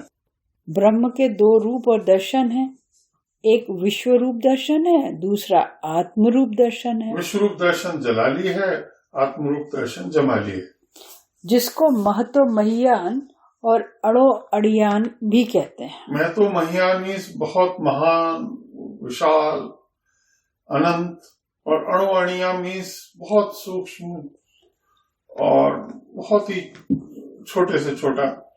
इन्हीं दोनों को तंजिया और तशबिया कहते हैं। तंजिया वो रूप और दर्शन है जिसका नाम, रूप, रंग वगैरह कुछ नहीं है, जहाँ देश काल वस्तु कुछ नहीं है। और जो तशबिया है वो आलम है जिसकी मिसाल दी जा सकती है, और वो नाम, रूप वगैरह उसमें कायम किया जाता है। यहाँ कारण सूक्ष्म और स्थूल की जगह मुकर्रर की जाती है। एक तो बहुत महान है, विशाल है, अनंत है, दूसरा बहुत ही सूक्ष्म रूप में है। तो हाँ, यहाँ पर उन तवज्जो की तरफ ध्यान दिलाया गया है कि उस लक्ष्य की याद रखें कि जिसका नाम, रूप, रंग वगैरह कुछ नहीं है। मेन चीज यही है कि ईश्वर को बिना नाम, रूप, रंग के ध्यान करने से जो है स्थिरता मिलती है, और जो साकार का जो रास्ता है वो शॉर्टकट में पार हो जाता है। फिर कहते हैं कि तवज्जो करें ऐसी इजमाली वैलानी उल्फुका के साथ जिसमें हर किस्म के सुरे हंसना हो या कबीहा महूसा हो या गैर महूसा के काबिलियत हो, एक सुई और दिल जमई पुख्तगी और कामिल इखलास के साथ हमेशा बिला फितूर और परेशानी के इसको करते रहें। इसका मतलब ये है कि आप ऐसा ख्याल करें कि जो कि नाम, रूप, रंग के बगैर हो, पूरी कंसंट्रेशन से हो और फोकस होके हो और पूरे विश्वास और श्रद्धा के साथ होती रहे। अगर ऊपर लिखी हुई तवज्जो न कर सकें तो ये करें कि कारण और सूक्ष्म रूप गुण जो परमात्मा के हैं उनका ख्याल बांधें। ये गुण शुद्ध रूप अव्यक्त हालत खफी के रूप रखते हों, चाहे व्यक्त रूप यानी हालत ज़हूर के हों, और फिर चाहे ऐसे हों कि इंद्रियों और मन, बुद्धि वगैरह से जाने जा सकते हों, या मन, बुद्धि और इंद्रियों से परे के हों। इसका मतलब यह है कि वह अपरा प्रकृति के मुत्तअलिक हों, चाहे परा प्रकृति के मुत्तअलिक हों। इन दोनों में से एक तवज्जो, एकाग्रता और दिल जमाई और अटल वृत्ति और धारणा के साथ इस तरह करता रहे कि उसमें फितूर और यानी गैप और परेशानी न हो। फिर वही बात ये कह रहे हैं कि उस लक्ष्य का ध्यान रखें जिसमें नाम, रूप, रंग वगैरह कुछ भी नहीं है, चाहे वो ईश्वर के व्यक्त रूप में हो या अव्यक्त रूप में हो। मन बुद्धियों से जाने जा सकते हैं या नहीं जाने जा सकते। अब ईश्वर के जो क्या गुण हैं जो कि ईश्वर के जो है नाम रूप के परे हैं। प्रकाश का कोई रूप नहीं होता है, ईश्वर की कृपा का कोई रूप नहीं होता, उसकी शब्द का भी तो नहीं उसकी होता। दयालुता, हाँ उसका भी कोई, तो वो उनमें से किसी को ऐसा लेके और उसको बड़े फोकस के साथ, बड़े दिल जमई के साथ, बड़ी इकसुई के साथ, पुख्तगी के साथ और बिना किसी शक और परेशानी के इसको करे जाए। सालिक को मुनासिब है कि अपने सैयदाई मरातिब तजल्लियात से मुंतहाई मरातिब तजल्लियात तक मुलाहिजा करें और इस मुलाहिजा को अपना मद्देनजर रखें, बस न देखें।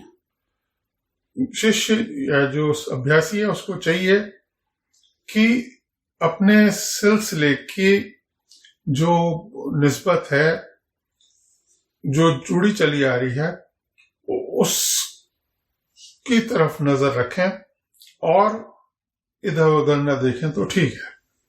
वजूद मुतलक व वजूद मुकय्यद, एक वजूद हकीकी मन व चित है जो दोनों किस्म में एक ही है, और मुतलक व मुकय्यद महज एतबारी और निस्बती है, और इस मुलाहिजे पर मदादूमत करना ज़ौक़ कसीर होने का बायस है। आपका कहना है कि वजूद मुतलक और वजूद मुकैद, एक वजूद हकीकी मनोचित है, दोनों के किस्म एक ही हैं। ईश्वर चाहे वो व्यक्त में हो या अव्यक्त में हो, वो उस सत्ता से जो रेस्पॉन्स मिलेगा वो तो एक सा ही मिलेगा, अगर हम उससे जुड़ने का अगर हमें मौका मिले और उसका मिलने का तरीका हमारे पास हो। पंथाई को चाहिए कि वो अपने शुरू के प्रकाशों के दर्जों के निगाह करके आखिरी दर्जे के प्रकाशों का मुलाहिजा करता रहे और इस मुलाहिजा करते रहने को अपना इष्ट बना लेवे, या इसको पॉइंट ऑफ व्यू कायम कर लेना चाहिए। फिर ये इसमें थोड़ा सा क्लियर नहीं है, लेकिन आपने ये कहा है कि अलग अलग लेवल से अलग अलग तरह की रोशनियां मिलती हैं, और इसमें शायद शुरू में कहीं बताया था अलग अलग रंग और उसके, तो खैर उसका ध्यान रखते रहे और उसको इष्ट तो उसको अपना या तो निराकार या साकार, तो आपका कहना है कि साकार भी ठीक है, निराकार भी ठीक है। निराकार अगर पुख्त हो जाएगा तो साकार का रास्ता जो कि बहुत बड़ा है वो बच जाता है। इसका इस तरह पर मुलाहिजा करें कि सिवाय वजूद मुतलक और वजूद मुकय्यद के कोई चीज दुनिया की न देखें। यही मतलब है कि उस लक्ष्य को याद रखें जिसका नाम रूप रंग वगैरह कुछ भी नहीं है, और उसके अलावा कोई और चीज दुनिया को न समझे। वजूद मुतलक से मुराद यहाँ वह चीज है जो बिला किसी के सहारे खुद हरकत में है। वजूद मुकय्यद वह जिन्स है जो दूसरे के सहारे से हरकत और काम करता है। वजूद मुतलक यानी निराधार है, और वजूद मुकय्यद यानी आधारित है, वो किसी पे आधारित है। ईश्वर के लिए कहा है कि वो ईश्वर सबका आधार है, परंतु उसका कोई आधार नहीं, वो स्वयं में निराधार है। फिर कहा गया है कि ये दोनों किस्म के जिस्म एतबारी और निस्बती हैं, यानी जब एक से दूसरे को अलहदा करें और तमीज करें तब दो मान लिए जाते हैं, वरना है एक ही। बस अगर पंथाई और अभ्यासी इस अभ्यास को हमेशा करेगा तो बहुत ज़ौक़ यानी लगाव पैदा होगा। एक शक्ल यह है कि दोनों आंखें बंद करके अपने दिल पर नजर रखें और हक ताला को हाजिर नाजिर और अपने साथ जाने। इसमें एक आपने बताया कि वजूद मुतलक और वजूद मुकय्यद यानी जो आधारित है निराधार हो, है तो एक ही, तो इसका एक पूजा ध्यान करने का तरीका यह है कि दोनों आंखें बंद करके अपने दिल पे नजर रखें और उस परम सत्ता को प्रकट माने, अपने साथ जाने। और दूसरा शक्ल यह कि दोनों आंखें खोले रहें और नजर ऊपर या सामने रखें और इस बात का लिहाज कर रखें पलक बंद न हो। इस शक्ल से कुछ अनवार प्रकाश जाहिर होते हैं और पलक से आग भड़कती है और तमाम जिस्म में फैलती है और इश्क पैदा होता है। दूसरा वाला बहुत मुश्किल है, जो आंख खोल के किया जाता है, पलक भी नहीं झपकाते। हाँ, पलक भी नहीं झपकाते। और इसमें कुछ अनवार यानी कुछ रहस्य और जाहिर होते हैं और थोड़ी सी गर्मी पैदा होती है जो पूरे शरीर में फैलती है और प्रेम पैदा होता है। ऐसे एक बुजुर्ग हुए हैं, उन्होंने अपने एक शिष्य को कहा कि तुम आंख खोल के ध्यान करो। हाजी बाबा हैं, हाजी वारिस अली शाह साहब, लखनऊ के पास देवा शरीफ में है वो। उन्होंने अपने एक शिष्य को कहा तुम आंख खोल के ध्यान करो, तो उस शिष्य ने अपनी पूरी जिंदगी, उसके 70 साल तक उसकी आंख ही बंद नहीं हुई, और बल्कि जबकि वो सोता था तो फिर उसको सिर पे कपड़ा डाल के सोना पड़ता था अंधेरा करके, पर वो गुरु ने ताकत दी थी इसलिए उसकी आंख बंद भी नहीं हुई। मुकाम नसीरा का शगल यानी मुकाम नसीरा का अभ्यास यह है कि दोनों आंखें खोले रहें और नजर नाक के सिरे पर रखें और इस तरह जमाएं कि दोनों आंखों की स्याही गायब और सफेदी जाहिर हो जाए और दिल ठहर कर चित्त की वृत्तियां बंद हो जाए। इसको शगल नसीरा या नासाग्र ध्यान कहते हैं। बैठक यानी आसन चाहें जिस तरह रखें, नमाज की तरह या कुत्ते की तरह, मतलब उकड़ू बैठे, या तो उकड़ू बैठे या जैसे नमाज की जाती है वैसे बैठे। एक दूसरा उन्होंने बताया हुजूर ने ध्यान, इसको कहते हैं दोनों आंखें खोल के रखें, नाक के सिरे पे नजर रखें और इस तरह से जमाएं कि दोनों सब कुछ गायब हो जाए और दिल ठहर कर और चित्त की वृत्तियां बंद हो जाएं। इसको शगल नसीरा या नसाग्र ध्यान कहते हैं।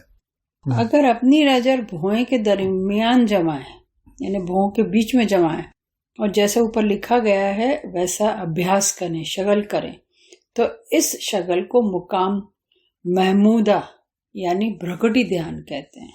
अगर आप नजर अपनी भौहों पे रख रहे हो और वो ध्यान करें तो फिर वो आज्ञा चक्र से ध्यान किया जाता है, तो उसको ये मुकाम महमूदा या भ्रकुटी ध्यान कहते हैं। योगियों ने 84 आसन बयान किए हैं। उनमें से एक आसन तो सब में मिला हुआ है। शेख बहाउद्दीन कादरी कुदस से रहू ने इख्तियार कर लिया है।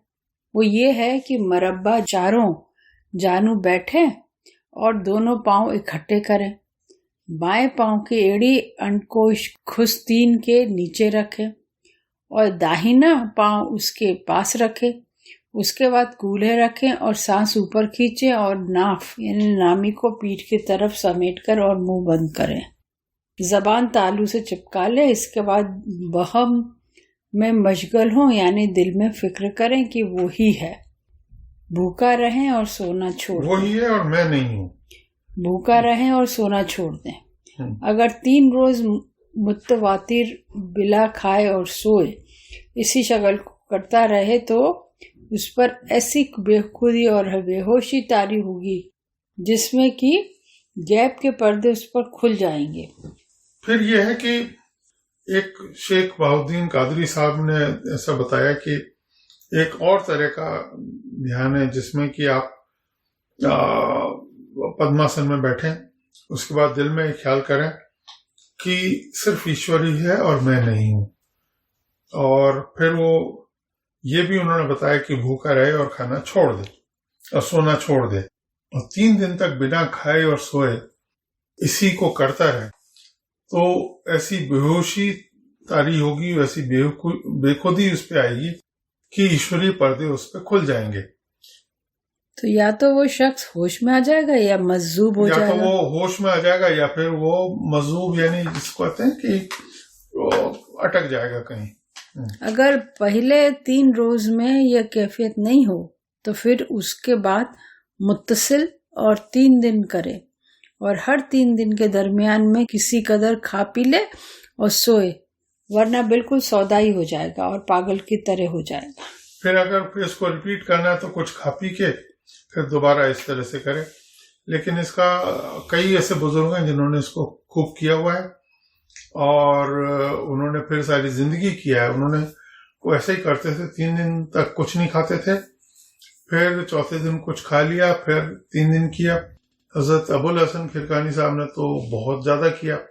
उन्होंने कहा कि 3 दिन खा के नहीं, फिर उसके बाद कुछ बढ़ाते गए थे, फिर वो दिन बढ़ाते गए, 1-1 महीने तक, फिर 1-1 महीने तक नहीं खाया, फिर उसके बाद 6 महीने नहीं खाया, फिर साल भर नहीं खाया। फिर उसके बाद वो कहते हैं कि बाद में कोई ऐसी चीज प्रकट होती है कि पूरा शरीर में मिठास आ जाती है, जबान में मिठास आ जाती है और ईश्वरी सारे राज खुल जाते हैं। तो ये तरीका सूफियों में ने किया है, लेकिन लाला जी महाराज कहते हैं कि नहीं करें। हाँ। बहरहाल मेहरबानी कोई साहब इस शक्ल को नहीं करें। ये पहले के आदमियों को ताकत थी, अब नहीं है। हाँ, उन्होंने कहा कि अब इसकी रिस्क नहीं ले, पर दुनिया में पागलों की कमी नहीं है, करने वाले फिर भी करते ही। एक सूरत मराकिबा की ये भी है कि नमाज की बैठक बैठें और अलीम, समी और बसीर को शेख की सूरत के साथ मुलाहिजा करें और हर हाल का इंतजाम करें। जब इनमें मुस्तकीम हो जाए तो उसी हैयत पर बैठें और दिल की जानिब रुमाइल करें। एक और उन्होंने तरीका बताया है कि नमाज की बैठक में बैठे। नमाज की बैठक होती है घुटनों के बल, जिसमें कि पैर उल्टे करके पीछे रख दीजिए, मतलब जो आपका तलवा है पीछे से दिखता है। और इसमें फिर क्या करें कि उस शक्ल में बैठ के फिर दिल की तरफ ख्याल करें और अलीम, समी और वसीर को शेख की सूरत के साथ मुलाहिजा करें। अलीम यानी देखने जानने वाला, समी यानी सुनने वाला और बसीर माने देखने वाला। यानी आदमी के 3 इंद्रियां हैं, एक जानने की है, एक सुनने की और देखने की है। इन तीनों से अपने गुरु की शक्ल को स्टेबल कर लें। और जब इनमें मुस्तकीम हो जाए तो उसी हैयत पर बैठें और दिल की जानिब रुमाइल करें। आंख बंद करके बातनी आंख से दिल की तरफ देखें और खुदा के देखने का तसव्वुर करें। फिर जब इसमें मुस्तकीम हो जाए, मुस्तकीम यानी पक्के हो जाए तो उसी बैठक पर बैठे और आसमान की तरफ नजर करें और साहब जना की तरह आंख बंद करके, साहब नजा की तरह, नजा यानी मरे की तरह, मृतक की तरह आंख बंद करके तसव्वुर करें कि रूह कल्ब से निकलकर आसमानों के ऊपर पहुंची और हक ताला को देखने लगी। इसमें क्या है कि आप पहले दिल में ईश्वर को देखें, फिर ऐसा ख्याल करें कि आप 7वें आसमान में पहुंच गए और वहां पर भी उसी ईश्वर को वैसा देख रहे हैं। अगर कोई इस पर मुस्तकीम हो जाए, इस पर कोई जम जाएगा, हो जाए तो एक सब्ज धागा जाहिर होगा जिसका एक सिर 7वें आसमान के ऊपर और दूसरा उसके दिल में होगा। फिर ये फिक्र का आला दर्जा, प्रकाश की लाइन बन जाएगी। उस लाइन एक पैसेज मिल जाएगा उसको अपने दिल से लेके 7वें आसमान पे, क्योंकि वास्तव में जो दिल में है वो वहां पे भी वही है और ये बड़ी अच्छी हालत है। ये आला दर्जा है। इस शगल को शेख छुपाए रहते हैं। इसमें शेख की सूरत का मुलाहिजा दुरुस्त नहीं है, क्योंकि इसमें ईश्वर की ही याद की जा रही है, इसलिए इसमें गुरु की सूरत का मुलाहिजा नहीं करते, याद नहीं करते, सिर्फ ईश्वर की याद करके अपने दिल में देखते हैं, 7वें आसमान पे देखते हैं। और इसमें जम जाने के बाद एक सफेद, एक हरे रंग का धागा, सब्ज धागा, सब्ज कहते हैं हरे को, हरे रंग का एक धागा निकलेगा जो कि आपको जाता हुआ वहां कनेक्ट करता हुआ दिखेगा दोनों को। पहली सूरत को मराकबा, दूसरी सूरत को मुशाहिद और तीसरी सूरत को मुआयना कहते हैं। पहली सूरत को मराकबा यानी ध्यान, दूसरी सूरत को मुशाहिदा यानी साक्षात्कार, और तीसरी सूरत को मुआयना यानी एकात्म कहते हैं। हजरत शेख नजीरुद्दीन चिराग दहलवी कुद्दसिरहू ने इस अशगाल को हजरत सुल्तान जी निजामुद्दीन कुद्दसिरहू से नकल किया है।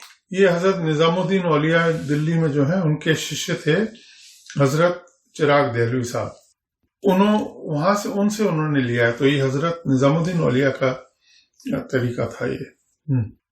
अलीम यानी जानने वाला, समी यानी सुनने वाला, और बसीर यानी देखने वाला।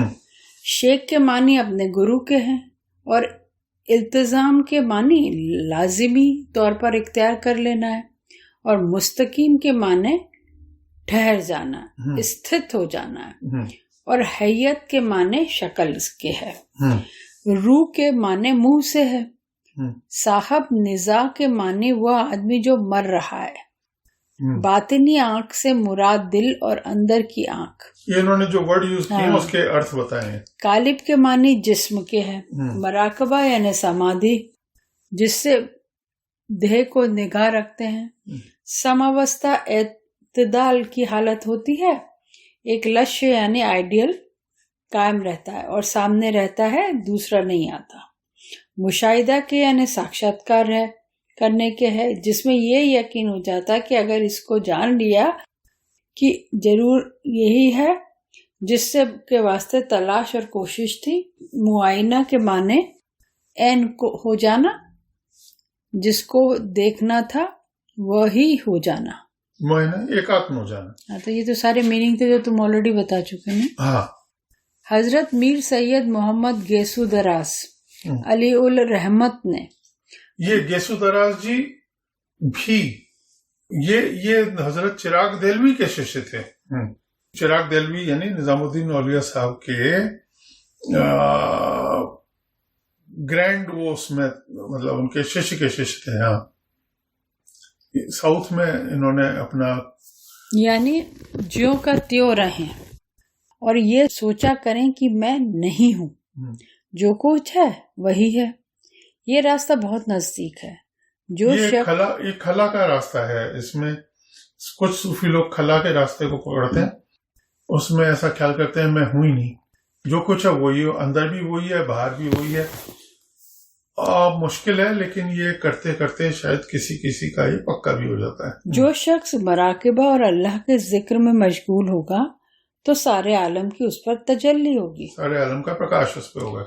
लड़कपन से मरने तक हजरत सुल्तानुल आरफीन यानी हजरत बायजीद बस्तामी साहब रहमतुल्लाह को यही शगल रहा है। हाँ, उनको वो क्या बचपन से और आखिर तक उन्होंने खाली यही शगल किया कि मैं हूं ही नहीं, जो कुछ है वो ईश्वर ही है, अंदर भी वही है, बाहर भी वही है, सब कुछ जो वही है। तो बहुत बढ़िया हालत है। और वो तो बहुत तो सुल्तानुल आरफीन थे, उनके तो सुल्तानुल आरफीन थे। वो तो मराकिबा मेराजुल आरफीन में यह बयान है कि दुनिया के तमाम मौजूदात को अलग अलग आईने ख्याल करें और जो कुछ उसमें कमालात महसूस यानी इंद्रियों से जानने वाली बातें और माकुला मालूम होने लगी वाली बातें यानी अकल और दलीलों से मालूम होने वाली बातें देखें, उनको हक ताला के अस्माए और सिफात की सूरत बल्कि तमाम आलम को एक आईना फर्ज करके उसमें हक ताला को मैं अस्माए सिफात के देखें तो जरूर अहल मुशाहिदा से हो जाएगा। तो ये हजरत बायजीद बस्तामी साहब ने कहा है कि दुनिया के सारे मौजूदात को इन्होंने मेराजुल आरफीन, जब उनको ईश्वर दर्शन हुआ था, मेराज कहते हैं ईश्वर दर्शन को, तब उन्होंने उसके बाद ये बयान किया है कि दुनिया की सारी चीजों को उसी में ही जाने और उसी में ही सारी इंद्रियों से जानने वाली चीजें और अकल और दलीलों से मालूम होने वाली सारी चीजें सबको ईश्वर रूप ही जाने, उसी आईने में ही उसको देखें और उसको देखने के बाद फिर आपको जरूर वैसा ही साक्षात्कार हो जाएगा। जैसा कि पहले अहल मकाशिफा अनुभव वालों में से था, जब ये शक्ल खत्म कर लें यानी पूरा काबू इस पर हो जाए तो फिर इसके ऊपर चलना चाहिए, यानी इस तरह पर ख्याल बांधना चाहिए कि जब तुम ये जानते हो कि तुम्हारी जात सबको घेरे हुए है और सब कुछ तुम में नक्श है, इसलिए तुम इस सब के आईना हो। पहले तो तुम हक सुभान ताला को दूसरे में देखते थे और अब अपने आप में देखते हो, तो अब इसके आगे भी चलो, यानी जिस कदर मुमकिनात है उनको माध्यम जानकर उनको दरमियान से निकाल डालो और सबको तजल्लियात हक की सूरत देखो, यानी सब में ईश्वर का ही दर्शन करो, यानी सत का प्रकाश मुलाहिजा करो और सत में कायम समझ लो। सबको उसी में ही, सब उससे है और उसमें सब है। लिहाजा अब जो कुछ उसमें देखोगे वो कमाल और जमाल हक सुभान ताला का होगा, वो ईश्वर ही होगा जो भी कुछ देखोगे। अब इसके बाद भी आगे चलकर अपने वजूद को मिटा दो अपने होने को मिटा दो। इसलिए अब जो कुछ जानोगे और देखोगे हक ताला ही को जानोगे और देखोगे, वो ही खुद को देखेगा। आप तो एब्सेंट हो गए। वही शाहिद और वही मशहूद है, यानी वही देखने वाला है और वही देखा जाता है। वही देखने वाला है, वही देख रहा है। तो सिलसिला आलिया नक्शबंदिया में सुलूक बुनियाद 3 तरीकों, वही देखने वाला है, वही खुद को देख रहा है। अपनी गोदी आप ही खेले बनकर मोहन लाला, और यशोदा भी वही और कृष्ण भी वही है। और सिलसिला आलिया नक्शबंदिया में सलूक बुनियाद 3 तरी पर रखे गए हैं। पहली तरीका तवज्जो और मराकबे का है, यानी दवाम जिक्र कल्बी, यानी पहला स्वयं का है। यानी पहला तरीका है तवज्जो और मराकबे का, ध्यान का, और तवज्जो और मराकबे का। तवज्जो कहते हैं कृपाधार को और ध्यान को। दूसरा शक्ल राब्ता यानी तसव्वुर शेख, यानी गुरु की शक्ल सामने रखना, बादहु गुरु की शक्ल अपने को जानना। गुरु की शक्ल अपने को जानना, गुरु में लयता प्राप्त करना। और तीसरा है जिक्र तहलील, ला इलाहा इल्लल्लाह, शगल नफी अजबात हो, जरबी या चार जरबी, मतलब जरबी या चार जरबी, मतलब या तो सिंगल ट्रैक या 4 ट्रैक्स। वो अपन ने 4 तरह के जाप अपन ने किए, यानी या तो पहले स्वयं खुद आप ध्यान करो, फिर गुरु के तवस्सुर शेख करके, और फिर गुरु में लयता प्राप्त करो, और फिर ईश्वर में लयता प्राप्त करो। वो वही है पहले जिसको अपने कहते हैं ना, फनाफिल्ला होने के लिए पहले फनाफिल शेख होना पड़ता है, फिर फनाफिल रसूल होता है, फिर फनाफिल्ला होता है। तो स्टेप्स तो वही ये 3 ही हैं। तो आपने लास्ट में सब चीज को फोकस कंसंट्रेट करके बता दिया है कि ध्यान करने का तरीका यही है कि पहले ध्यान अपना करके, और एक बाद में आपने एक वो तरीका भी बताया कि खुद को एब्सेंट कर दो, ईश्वर को हर तरफ देखो। तो वो अगर वो ध्यान मजबूत हो गया तो वो वही अल्टीमेट और सबसे आखिरी वही है। और फनाफिल शेख होके फिर फनाफिल्ला होता है, ये आपने बताया। और इसके साथ ही बुक खत्म हो गई है, जिसमें कि आपने बड़े जहां से बुक को उठाया था उसी पे ही लाके बुक को खत्म किया है। और इसको शॉर्ट में समराइज करने के लिए फिर भी एक बार कर लेते हैं, क्योंकि ये ऐसी कमाल की किताब है कि ये न तो ऐसी किताब वो कहीं कौन लिखता है देखने में आती है, न कहीं पढ़ने में आती है, न कहीं इतना खोल के इतने ध्यान के जापों के तरीकों को किसी ने बताया है, न कोई जानता भी है। तो इसमें सबसे पहला जो आपने पहला पेज है वो सबसे इम्पोर्टेंट है इस बुक का, और इस बुक का सबसे आखिरी पेज है वो सबसे इम्पोर्टेंट है। जहां से आपने उठाया था वहीं लाके बुक को खत्म किया है। और ये छोटी सी बुक है, लेकिन इसमें गागर में सागर भरा हुआ है। और सबसे पहले आपने कहा है कि कमाल इंसानी में इसी में है कि फनाफिल्ला की सरहद में पहुंच के बका बिल्ला में बाकी रहे। उन्होंने कहा कि ये जीवन हमें मिला है, ये घर परिवार मकान दुकान करने के लिए नहीं मिला है, ये ईश्वर की याद करने के लिए मिला है। बाकी सब चीजें तो इंसिडेंटल हैं, लेकिन हमें जीवन जो मिला है इसलिए मिला है कि हम ईश्वर की याद करें और हम अपनी स्थिति कहाँ कर लें, हम अपनी स्थिति कर लें अपनी मुक्त हालत में ले जाएं। मुक्तियां उन्होंने 4 बताई। पहली सालोक्यता, दूसरी सामीप्यता, तीसरी सारूप्यता, चौथी सायुज्यता। तो सबसे पहले सालोक्यता, ईश्वर की करीबी प्राप्त करें, कुर्ब प्राप्त करें। जैसा कि बच्चे से बुजुर्ग की प्रार्थना है, या इलाही या करीबो कुर्ब कर अपना आता।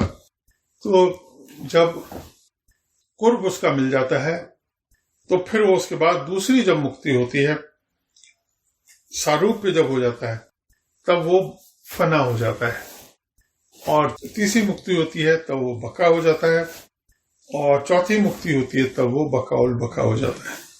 और इसमें मुश्किल सिर्फ पहले स्टेप पे पहुंचने की है, उसके बाद के स्टेप्स बाकी मुक्तियां, पहली मुक्ति अगर हो गई तो बाकी मुक्तियां ऑटोमेटिक हैं। आपने कहा है पस सैर अव्वल सैर इल्लाह है, सैर फानी फी अल्लाह है। पहली मुक्ति, पहली जो मेहनत है उसमें ही जोर पड़ता है, उसके बाद तो फिर ईश्वरीय कृपा से ही सब कुछ हो जाता है। फिर आपने बताया कि इसका तरीका यह है कि दुनिया की तरफ ख्याल न करके और सिर्फ ईश्वरीय याद में ही अपने आप को फना करने से ही रास्ता बनता है। और इसका पहला सबसे आपने इम्पोर्टेंट बताया कि दर्जा बेखुदी है। अगर बेखुदी पैदा नहीं हो रही है तो फिर अभी तक का हमारा किया धरा कोई फायदा नहीं है। ठीक है, हमने अभी तक तैयारी करी है। बेखुदी का मतलब है समाधि लगना। योगश्चित वृत्ति निरोध है। जब वृत्तियों का निरोध होता है तब आदमी खुद से गायब हो जाता है। ऐसी स्थिति आना बहुत जरूरी है। जिसको ये स्थिति मिल गई है तो इसमें कोई बहुत बड़ी बात नहीं है, पर बड़ी बात भी है कि शुरुआत हो चुकी है। पर अभी शुरुआत ही हुई है अभी तो। और इसमें बेखुदी और मौत में आपने डिफरेंस बताया। मौत में हुजूरी नहीं है, लेकिन इस पूजा करने में जो बेखुदी होती है उसमें हुजूरी होती है।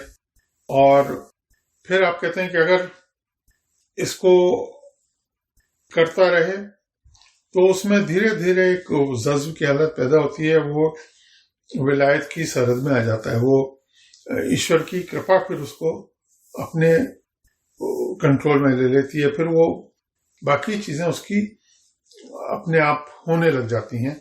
मेहनत कम होती है और ईश्वर की कृपा ज्यादा होती है। जबकि फिर आपका ये भी कहना है कि इसमें सिद्धियां भी आती हैं। सिद्धियों की तरफ देखता है तो वो सारा चीज वापस जीरो हो जाती है। सिद्धियों का जो रास्ते में चला जाता है तो वो भटक जाता है और उसको कुछ मिलता नहीं। फिर आपने बताया कि इसके 2 रास्ते हैं करने के। एक तो जिक्र है, दूसरा फिक्र है। जिक्र कहते हैं जाप को, फिक्र कहते हैं ध्यान को। तो जिनको समाधि नहीं लगी है, जो धारणा ध्यान पे ही लगे हुए हैं, उनको कहते हैं कि तुम जिक्र करो। वो जिक्र तुम्हारे लिए जरूरी है, क्योंकि जिक्र से फिर तुम्हारे समाधि लगने का रास्ता शुरू हो जाएगा। और फिर आपने जिक्रों की और फिक्रों की अलग अलग बताए हैं। पहला तो आपने बताया कि यम नियम आप कर लो। उनको करने के बाद हृदय को साफ जब होता है, फिर सीने में 4 स्थान बताए हैं। कल्ब, कल्ब के ऊपर सिर, सिर के दूसरी तरफ नीचे रूह और ऊपर खफी, और फिर ऊपर अखफी और अफकी अफका। ये पॉइंट्स आपने बताए हैं। इसमें कल्ब से, कल्ब यानी दिल पे ध्यान करने में थोड़ा सा खतरा ये है कि वहां पर मन की बैठक भी वहीं पर ही है, तो वो डिस्टर्ब करता है आपको विचारों से। इससे बेटर ध्यान आपने बताया सिर जो है पॉइंट, उस पर ध्यान करने से होता है कि आपको ध्यान करते करते और भी प्रकृति में जो शब्द हो रहे हैं वो भी आपको मालूम पड़ते हैं। और फिर जब आप ध्यान में गुम हो जाते हैं तब ईश्वर आपकी जगह ध्यान खुद करता है। तीसरा, उससे भी इम्पोर्टेंट ध्यान बताया आपने रूह का, जो दूसरी तरफ है नीचे सीने में। उसको आपने कहा है कि वो ऐसा ध्यान है जिसपे बेखुदी और महवियत तारी हो जाती है। और सबसे ऊंचा ध्यान बताया जिक्र खफी का, जो कि इतना खुफिया और छुपा हुआ है कि जिस पे पता ही नहीं पड़ता कि ध्यान हो रहा है कि नहीं हो रहा है, लेकिन वहां आनंद होता है, वहां पर उसका ब्लिस और प्लेजर मिलता है। और इससे भी ऊंचा अगर आप चले जाओ, अगर अज्ञा चक्र पे ध्यान होने लग जाए तो फिर वो वहां पर वो आनंद भी आउट हो जाता है, आनंद भी एब्सेंट हो जाता है उसमें। फिर वो कहते हैं कि जाप ऐसा होना चाहिए कि जाप जपे अजपा मिटे, अनद भी मिट जाए, सूरत शमानी शब्द में ताही काल न खाए। एक बार ऐसा जाप आपका बन गया, उसके बाद फिर आप काल के परे हो जाते हो, फिर काल आपको पकड़ नहीं सकता। फिर आपने जिक्र के कई तरीके बताए हैं, जिसमें पहला तो आपने बहुत सारी तरह के जिक्र बताए, लेकिन आपने बताया कि मैंने खुद के लिए 3 तरह के जिक्र सिलेक्ट किए, क्योंकि जिक्र इतने तरह के हैं कि उनको सारी जिंदगी हर कोई नहीं कर सकता। पूरी जिंदगी भी छोटी है उनको करने के लिए, सारे जिक्र करने लग जाओ, सारे जाप तरह के जाप करने लग जाओ। तो दादा गुरु महाराज ने, लाराजी महाराज ने कहा कि मैंने अपने लिए 3 तरह के जिक्र सिलेक्ट किए थे। पहला तो था ला इलाहा इल्लल्लाह का जाप, वो चौमुखा जाप था, और उसमें दिल से उठाते हैं ला इलाहा इल्लल्लाह करके, नाभि से उठा के सिर पे ला, दाएं कंधे पे इलाहा, और दिल पे लिल्लाह की ठोकर लगाते हैं।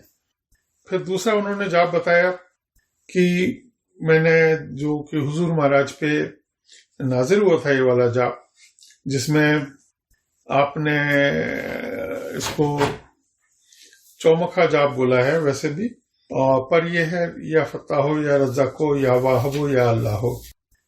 ये जाप आपने बताया कि मैंने अपने आप ये जाप सिलेक्ट किया और बहुत अच्छा मेरे को सारी जिंदगी रहा। तीसरा आपने बताया कि मैं दरूद शरीफ मैंने जिंदगी भर किया, ये कहीं और भी मैंने पढ़ा है। फिर आपने पास एंड फास वगैरह का रास्ता बताया।